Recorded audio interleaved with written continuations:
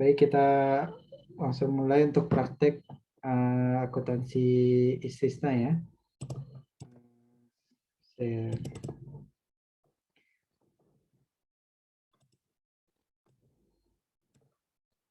Baik, untuk Excel-nya sudah bisa di-download juga di e-learning juga sudah bisa. Hari ini kita coba praktek mengenai istisna dalam hal pemesanan baju ya. Kita tahu di dalam akuntansi istisna ini kita bahas adalah istisna paralel. BMT mendapat pesanan 100 baju dari Andi seharga 100.000 per bajunya yang nanti akan dicicil selama 3 bulan. Nah, 3 bulan ini 100 baju dengan harga per 100.000 per piece-nya, berarti BMT dapat pesanan pembiayaan senilai 10 juta ya, 100.000 kali 100 maka 10 juta. Di satu sisi BMT kan tidak memiliki kapasitas membuat baju biasanya, karena memang BMT dalam ini lebih fokus kepada jasa keuangan. Nah, otomatis BMT akan mencari semacam subkontraktor kembali. Nah, ini mereka membuat perjanjian dengan Konveksi Rapi Jaya. BMT melakukan pemesanan ke Konveksi Rapi Jaya sebesar 100 baju juga tapi dengan nilai yang lebih murah tentunya, karena kan harus ngambil margin keuntungan dengan harga 80.000 per bajunya. Nah, ini nanti akan dibayar 2 kali termin, 60% dan 40%. Dengan asumsi nilai pasar dan nilai sama. Jadi rekan-rekan di dalam akuntansi istisna ini pertama ada Andi ya. Andi yang mesen kepada BMT. Nah, di sini kita ketahui bahwa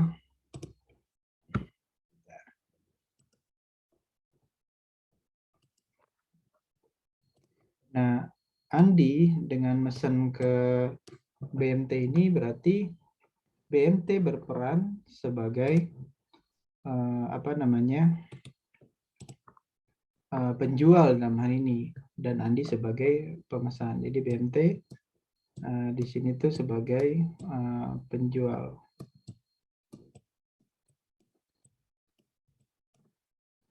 Ya. Tapi satu sisi ternyata BMT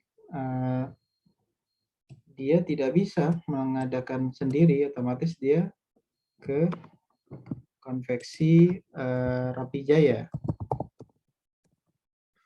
Nah, di konveksi ini BMT sebagai, tentu saja dalam hal ini BMT sebagai pembeli dia.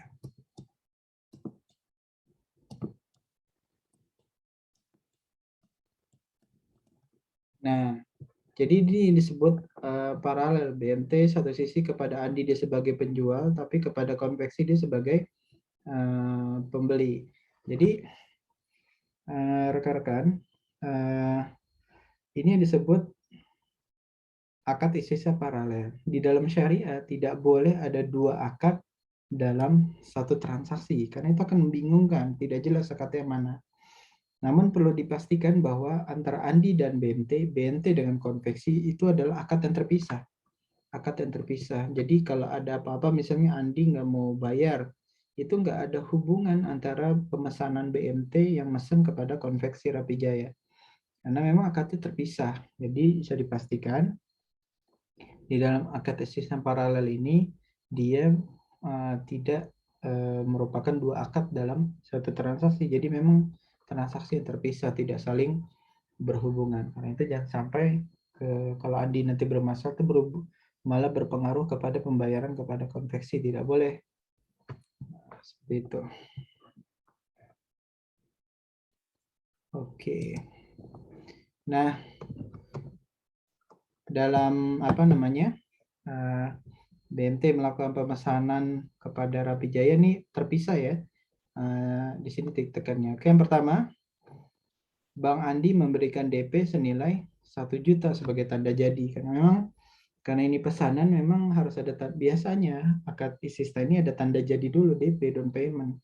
Jadi ketika memang ada pembayaran kita catatkan sebagai apa nih?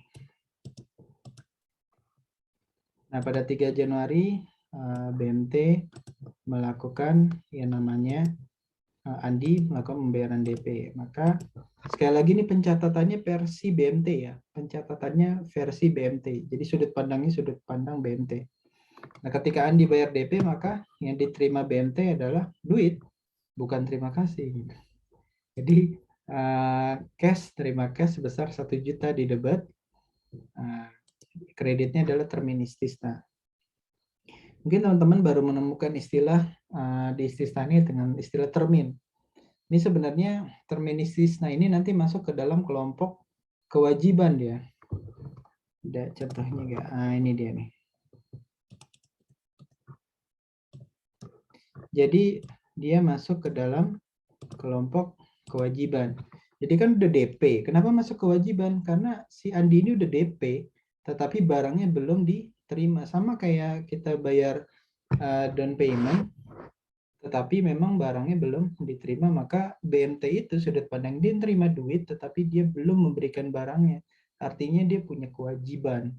Jadi termin istisna itu sebenarnya menandakan bahwa si Pak Andi ini sudah bayar, tapi memang dicatatkan sebagai termin istisna adalah suatu kewajiban dikarenakan barangnya belum diserahkan. Barang yang dipesan Andi. Nah, seperti itu ya. Lalu 24 Januari, Konveksi Rapi Jaya mengkonfirmasi nih telah menyelesaikan 60% pekerjaan. Dikasih tahu tuh, dikasih invoice-nya biasanya. Ke BMT dikasih invoice-nya. Maka yang akan menjadi jurnalis ini adalah aset istisna dalam penyelesaian, lalu yang kedua adalah hutang istisna. Tadi berapa nilai antara BMT dengan Rapi Jaya, yaitu 80.000 dikali 100 baju adalah 8 juta ya. Maka 60%-nya adalah 4,8 juta. Kenapa disebut aset istisna dalam penyelesaian? Karena barangnya masih dalam proses. Akun ini menandakan bahwa aset istisna itu masih dalam subkontraktor, dalam hal ini konveksi. Jadi belum diterima oleh BMT. Nanti kalau udah diterima kita sebutnya aset atau persediaan istisna. Kenapa hutang? Karena BMT belum bayar. Baru ditagih invoice-nya, dikonfirmasi 60% nih. Jadi antara 3 Januari dan 24 Januari ini urusannya berbeda. Nah, kenapa di sini ada maaf. Nah, ini aset istisna dalam penyelesaian. Dia masuk di aset tapi menyatakan di sini untuk membedakan nanti bahwa akunnya itu aset itu masih dalam proses pengerjaan, belum diserah terimakan kepada BMT. Kenapa hutang? Karena memang belum bayar gitu BMT-nya. Nah, tanggal 25 kita lihat BMT bayar tuh 60% kepada konveksi. Nah, kita lihat jurnalnya harusnya kas keluar 4,8, hutangnya selesai. Karena memang hutangnya sudah dibayarkan 4,8. Ada ngaruh gak dengan aset istisna dalam penyelesaian? Nggak ngaruh karena barangnya belum diserahkan kepada BMT. Oke, 3 Februari. Bang Andi membayar angsuran pertama. Jadi kan 100.000 ya per bajunya kali 100, berarti total pembiayaan Andi ke BMT adalah 10 juta.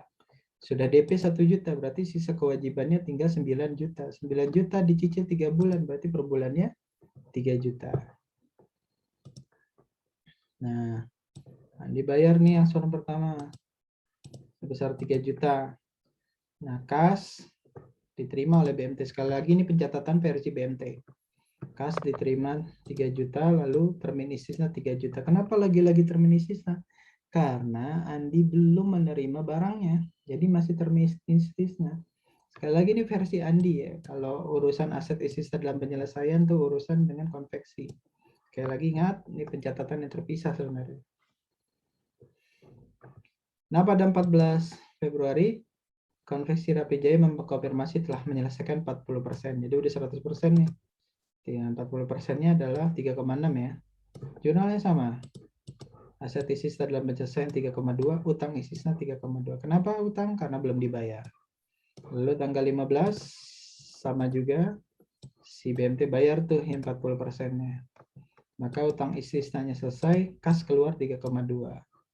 Otomatis aset istisna dalam penyelesaian ada 3,2 tambah 4,8 ya, jadi 8 juta. Nah, kita lihat 16 Februari apa soalnya, coba BMT nerima barang dari konveksi Rapi Jaya. Barangnya ini baru diserah terimakan. Otomatis ketika barang sudah diterima maka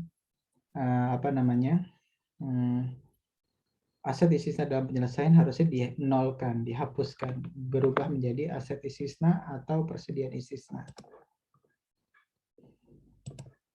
Nah, persediaan istisna di debat 8 juta, aset istisna dalam penyelesaian menjadi 0, 8 juta. Seperti itu. 17 Februari 17 Februari BMT menyiapkan barangnya sudah diterima nih oleh BMT. Nah, dengan barang sudah diterima oleh BMT, BMT akan menyerahkan kepada Andi sebagai yang pembeli akhir. Nah, ini Andi tanggal 17 diserahkan, maka aset istisna harusnya jadi 0. Nah, persediaan istisna atau aset istisna sama itu kan tadi 8 juta ya, dikredit maka habis. Padahal nilai dijual ke Andinya 10 juta kan? Sisanya mana? Sisanya adalah 2 juta. Selisih antara harga jual Andi sama harga beli kepada konveksi ke 8 juta. Jual ke Andi 10 juta. Jadi selisihnya 2 juta. Kenapa margin istisna ditangguhkan? Karena ini kan kita basisnya accrual ya, pengakuan pendapatan tersebut. Misalnya teman-teman beli baju seharga 10 juta. Berarti kan teman-teman ngutang ke si penjualnya adalah 10 juta. Tapi si penjualnya kan punya modal. Nah, harga modalnya adalah 8 juta. Ketika memang itu selisihnya adalah marginnya, pengakuan. Berarti pendapatannya atau keuntungannya udah bisa diakui. Cuman di dalam istisna ini kita tulis sebagai ditangguhkan. Kenapa? Belum diterima. Jadi sudah kita akui nih. Akui sebagai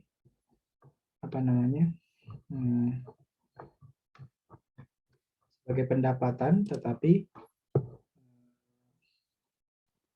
belum diterima sehingga margin istisna ditangguhkan. Nah, ini otomatis barangnya udah diselesaikan. Tadi ada termin istisna nih, kewajiban 1 juta dengan termin istisna yang cicilan dia kedua 3 juta. Berarti termin istisna 4 juta tuh harus dihapuskan di debat, karena kan termin istisna tadi terbentuk di kredit karena di kewajiban kan. Nah, ketika termin istisna harus dihapuskan, kita debat 4 juta sehingga termin istisna hilang, habis. Kenapa? Karena barang sudah diserahkan, jadi dia nggak punya, si BMT nggak punya kewajiban lagi untuk menyerahkan barang. Nah, sisanya adalah cicilan si Andi sebanyak 2 bulan ya, yaitu sisa piutangnya adalah 6 juta. Kenapa nggak 10 juta? Karena 4 juta dia bayar kemarin dengan bentuk termin istisna. Sisanya yang belum dibayar Andi adalah 6 juta, karena total dia beli kan 10 juta. Kita catat sebagai piutang istisna senilai 6 juta. Jadi gini, jurnal ketika serah terima barang istisna. Barangnya harganya berapa? 8 juta. Selisihnya itulah margin istisna ditangguhkan 2 juta. Termin istisnanya dihapuskan karena total 10 juta, sisanya adalah piutang. Andi belum bayar. 3 Maret Andi cicilan ke-2. Berarti BMT nerima duit 3 juta ya. Nah, piutang istisna berkurang 3 juta. Nah, di dalam 6 juta itu kan ada margin istisna ditangguhkan 2 juta ya. Kalau kita bagi karena sisa 2 bulan ya sejuta lah kita distribusi. Maka kita akui sebagai pendapatan istisna 1 juta, margin istisna ditangguhkannya berkurang, negatifnya jadi 1 juta. Begitu juga dengan April, kas terima cicilan lagi 3 juta, piutang istisna berkurang 3 juta, habis berarti piutangnya, sehingga pendapatan margin diakui lagi 1 juta, margin istisna 1 juta. Nah, yuk kita lihat buku besarnya. Yang pertama adalah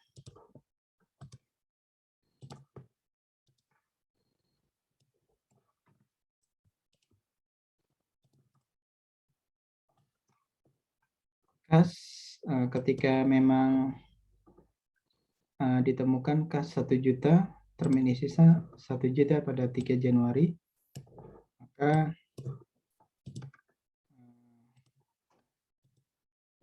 kas bertambah 1 juta, lalu termin istisna di 3 Januari juga bertambah 1 juta.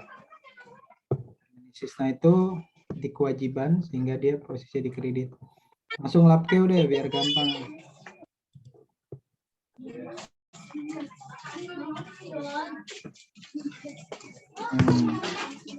Siapa nih?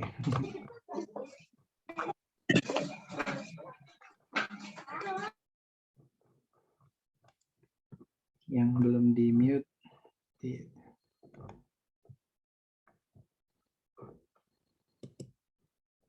Jadi kas tadi nerima 1 juta ya.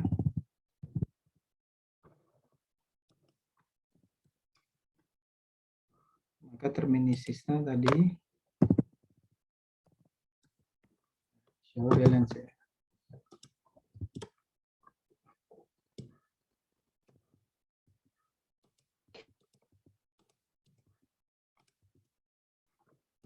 Lalu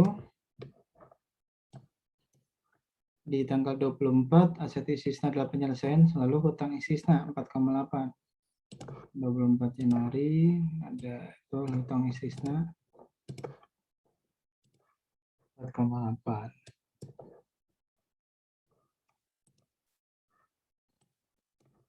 Jadi kita catat aset istisnanya 4,8.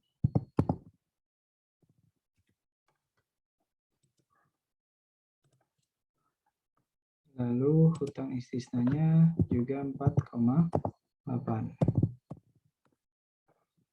Balance ya 4,8. Lalu dibayar tuh 25 Januari. Sehingga kas berkurang 4,8 tapi hutangnya habis 4,8. Coba kita lihat. Ini kurang 4,8. Jadi minus, tapi hutang istisnanya habis. Kurang 4,8. Masih balance 1 juta. Lalu kita lihat kembali hutang istisnanya udah dibayar tadi ya. Lalu kas 3 Februari apa ya? Apa tadi soalnya?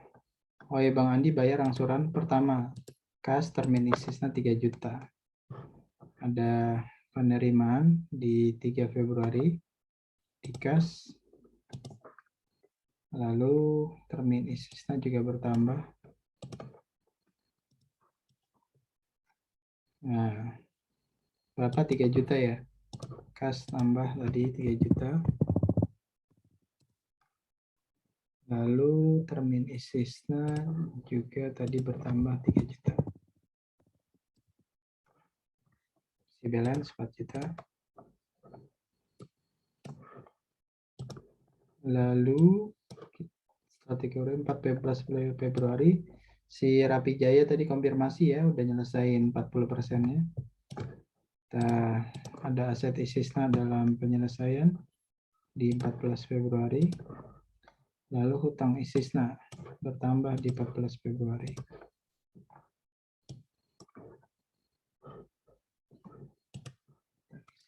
Tambah 3,2. Ya benar. Ya. Aset istisna dalam penyelesaian ditambah 3,2. Balance ya. Aset istisnanya udah lengkap nih 8 juta. Lalu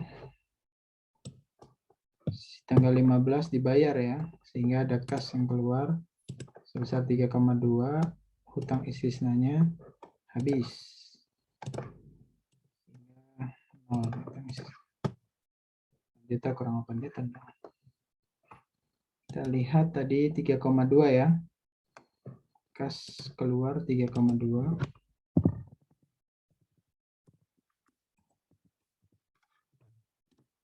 Ya, utang istisna habis. Bayar. Si balance. Ini agak cepat ya. Lalu 16 Februari diserahkan nih dari Konveksi Rapi Jaya kepada BMT, sehingga persediaan istisna atau aset istisna bertambah 8 juta, aset istisnanya 8 juta habis. Jadi 16 Februari nambah persediaan istisna atau aset istisna sama, tapi istisna dalam penyelesaian habis. Nah, kita lihat lapkemnya gimana. Berarti ini berkurang kan 8 juta. Habis, tapi aset istisna atau persediaan istisna bertambah 8 juta. Oke, selanjutnya setelah diterima, BMT nyerahin kepada Andi ya. Pada Andi di mana termin istisna kita habiskan, persediaan istisna berkurang 8 juta. Biasanya kalau titik awalnya ya ini dulu nih, termin istisna kita hapuskan, persediaan istisna kita pindahkan. Kita pindahkan ke, berarti habis nih persediaan istisna. Nah, ini seperti ini. Dia habis, termin istisna juga habis.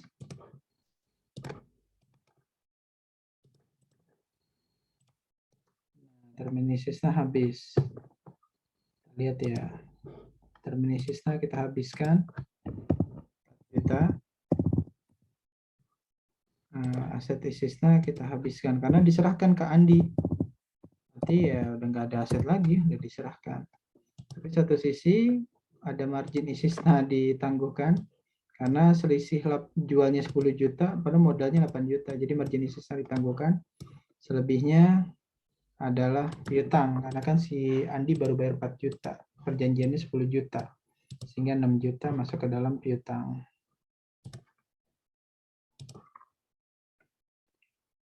Piutang dan margin istisna ditangguhkan mana? Oh, ini margin istisna ditangguhkan. Nah, sehingga margin istisna ditangguhkan sebesar 2 juta. Lalu ada piutang istisna sebesar 6 juta. Balance ya. Oke. Selanjutnya cicilan Andi nih. Cicilan Andi yang ketiga ya, kedua ya. Yang ngasih 3 juta kas, piutang istisna berkurang 3 juta. Kas keluar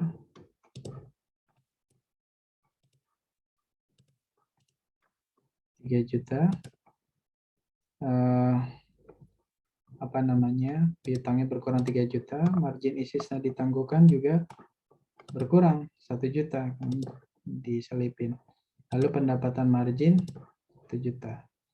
Lihat, piutang berkurang 3 juta tadi ya.